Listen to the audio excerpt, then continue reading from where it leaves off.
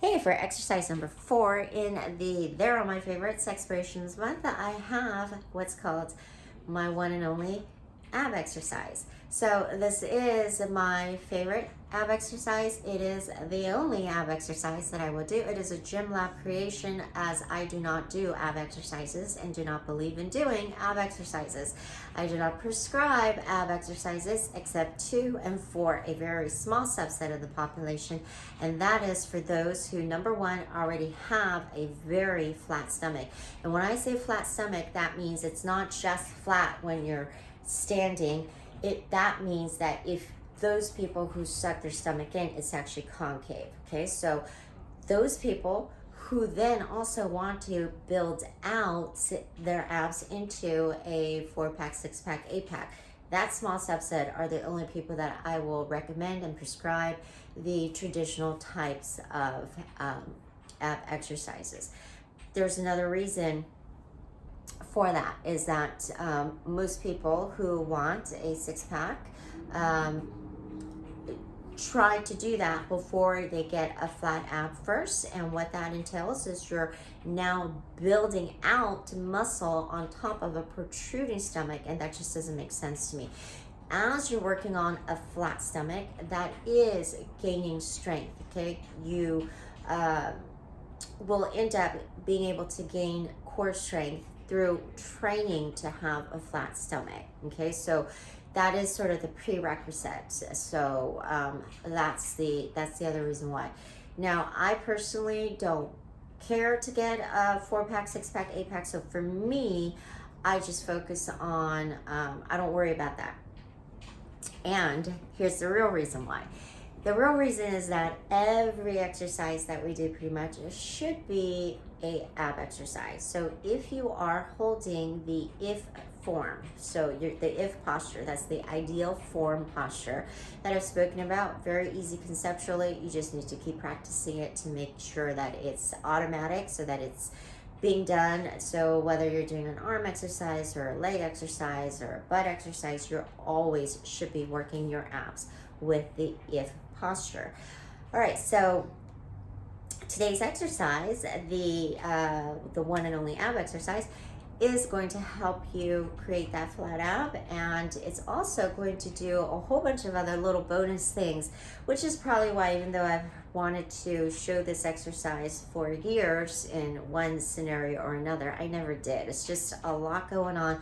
Plus, the camera angle here is because it needs to be done kind of top side view with a wide angle, and I think it's also just unflattering to me, which, you know, I'm vain, so we'll give it a go. Okay, so you don't need any equipment here today. If you would like, you can use a band for resistance, and it could be any sort of band. Okay, doesn't matter the length. Okay, so we'll get down on the floor with our knees up as if we're doing a traditional sit-up or a crunch. And we're gonna pick a leg.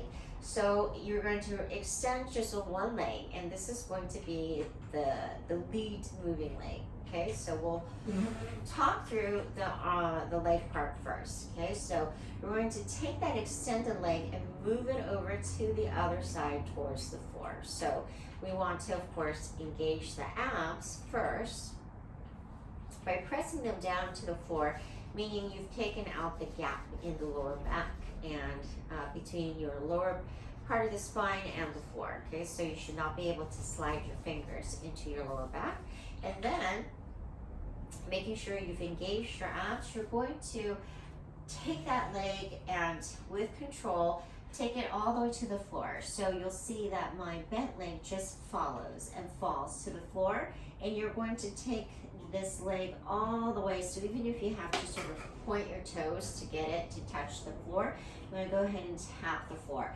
In this position, you've not only started with an engaged ab, but now you've helped to physically force it into a flatter situation here. So exhale here.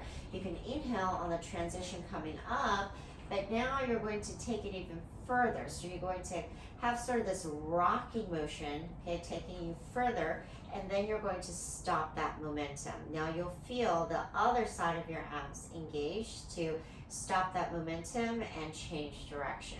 Okay, so that is the leg position. Now, what do we do with the arms? We're going to take your same arm into cactus with the straight leg. Now, this cactus position is our starting position for the angels, which doing the floor angels is awesome. So we'll do a half floor angel position basically. Keep this arm bent, same as the straight leg. The opposite arm falls flat and extended with the back of your hand on the floor, so palms up, thumbs facing up, and then you're going to gaze towards the opposite side to try to get your upper body thoracic extension going, rotation going as well.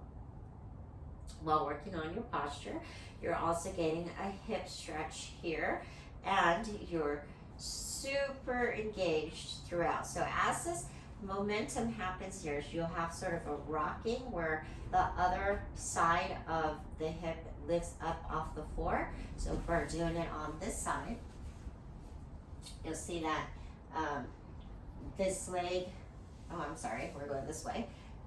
You'll see that as you're coming back up here, and we have this rocking motion to open up, that opposite hip will actually come off the floor. See, I can slide my whole hand under this glute.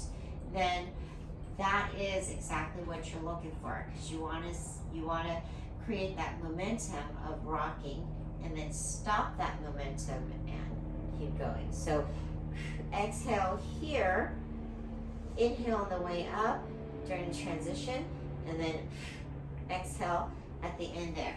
Now, to make it harder, you would take your band.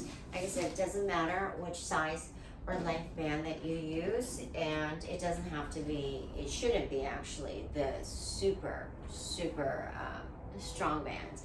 So with this, you're going to hook that leg that's extended. So whether you go around your ankles or on the bottom of your foot, you're going to hold it with the same side arm. The opposite arm remains in cactus position, and then you're just going to provide resistance by hanging onto it as you bring that leg down. Now, you may not have the ability at this point to go all the way to the floor. Go as low as you can, working your abs, and then you could palpate to make sure that your abs are remaining flat, and just do the exact same thing. You're just giving yourself a little bit of resistance. You could also use ankle weights. Okay, so I would say about 10 to 12 reps on each side, 10, 12, 15, okay, before you switch to the other side. All right, give it a go.